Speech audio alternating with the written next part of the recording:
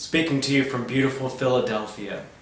How do we make the reader suffer? I mean, really suffer.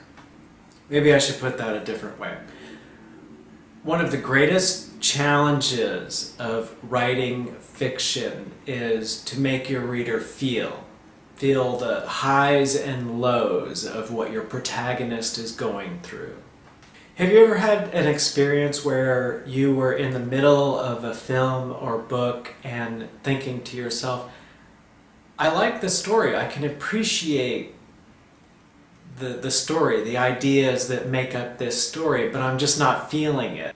Somehow it isn't reaching me. Fiction writers need to develop a certain kind of strategy. This is one of the strategies we need to develop, and that is to find ways of making your reader feel what the protagonist is feeling. So often a character will get shot, usually it's right here in the left shoulder, and we in the audience nod and the story continues, and we acknowledge that something traumatic has happened, that a great exciting event has taken place, but essentially it's really not that big of a deal. So we have some options here. We can work towards becoming more aware of what the strategies are that our favorite authors have developed on their own or discovered and started using in their fiction, and adding that to our toolbox. Another option we have is to begin to develop our own strategies for making the reader feel. What we are trying to do is get the reader outside of themselves and into one of the characters, usually the protagonist. So what we're looking at here, we have the reader looking objectively at what is happening to the protagonist, and they can see what's going on, but they themselves, they don't feel like anything is at stake. So how can we make it so that what is happening inside the reader is at stake? One strategy I notice occurring in current fiction is the change of plans strategy. And this is basically how it works. You have your protagonist and they have a certain objective. They're out to do a certain thing, and they're going through the steps and stages to reach that objective, and that's sort of their outlook in the story. As an example, you can have a protagonist that is on a floating city, and their objective is to find a way to get a plane ride to the mainland. That is their objective, and everything that they're doing, everything that happens to them has to do with that objective. If the roof is leaking in the house they own on that floating city, it doesn't really matter, because they know and we know that they want to go to the mainland any day. Let's just say that there are only 4 planes on the floating city, and that there's an invasion, and these planes are up fighting the invaders, and one by one they're being shot down, and the protagonist is watching this. This is not an example of a change of plans. This is more it has to do with whether or not our protagonist can complete their plans. But let's say that an atomic bomb drops on the mainland, and out of the blue, the mainland is no longer an option. This is a change of plans. This is where, as readers, the storyline we're following itself becomes greatly disrupted. So if your character does get shot, I'm not saying that doesn't work, but if your character all of a sudden has to drop all their goals, has to completely reevaluate their situation, has a new adversary or a new conflict or a new struggle, and has to go through a change, the reader is going to feel that too, because along with the character, the reader feels that too. And in real life, when we go through the wins and losses, often a part of that is that it involves a change of circumstance, it involves a change of plans, a change of outlook. Please understand, I'm not offering this as what would make good writing, and without it, it is not exciting, enjoyable writing. I'm offering this as a strategy that as fiction writers, we want to become strategic thinkers. What I hope you can get from this video is an outlook that will turn you into a generator of brand new strategic plotting in creating your fiction.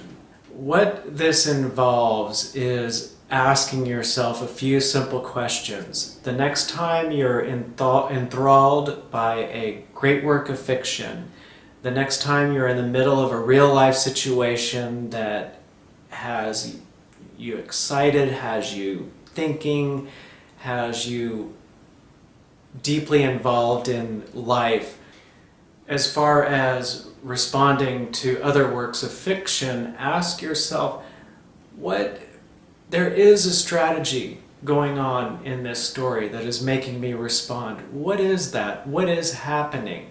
What is the author doing that is pulling me into the story? And continue to enjoy the work of fiction and mull it over and see what you can come up with. My experience is that I have these aha moments, and education is so important for an artist. It not only is it you need a lot, the more that you have to work with, the better work you can produce, but it's a matter of keeping our outlook nimble and keeping our thinking processes in shape. But if you can turn your enjoyment of real life and your enjoyment of others' works of art into an education, if you can learn to ask the right questions, it's going to become very rewarding for you. You're going to come out of it learning, developing your own tools, and definitely developing your own voice as a writer. When we're trying to learn how to write good fiction from real life situations, it's a little bit different. If we are going to go to the dentist, we know that we will feel real pain. And there's no great way of reproducing that in fiction. But in real life, the things that keep us up at night, the things that grab our mind and cause us to think it inside and out, looking at our life circumstances from all different angles, trying to figure it out and make the right decisions. Those situations, they are much more psychological and perfect for inspiring works of fiction. What makes a great crime novel? It isn't how often guns are fired. It's more about what the person who is going to rob the bank, what did they do? What kind of pre-planning did they do? Did they stalk the people who worked at the bank to get a better idea of what their personalities were like? What gaps in the armor were they trying to find?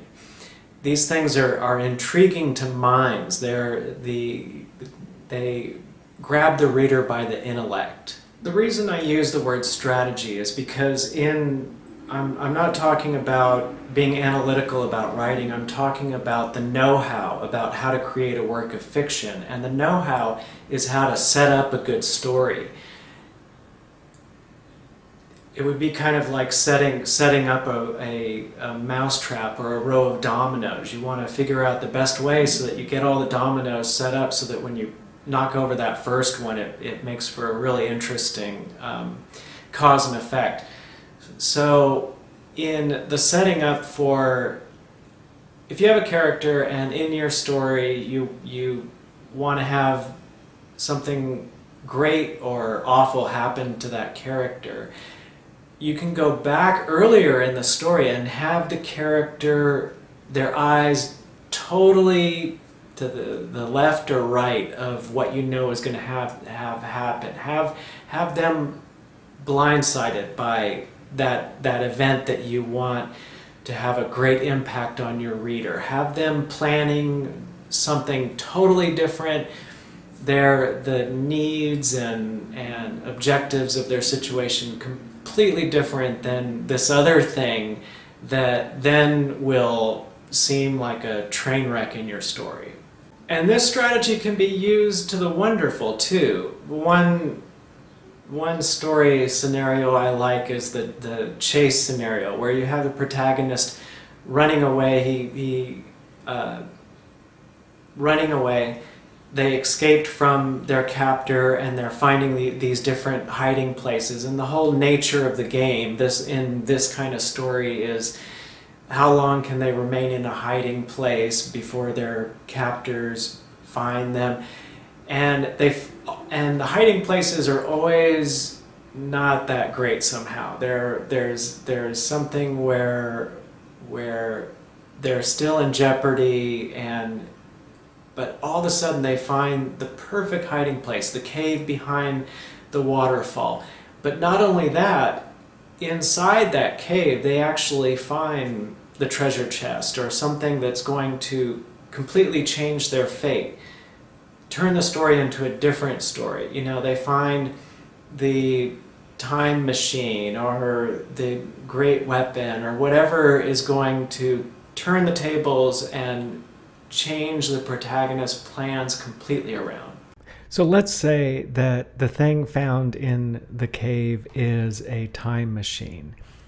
And imagine what the story would be like if it didn't have the first part, if it didn't have the fate that will be drastically changed, if your protagonist was not trying to run away from pursuers.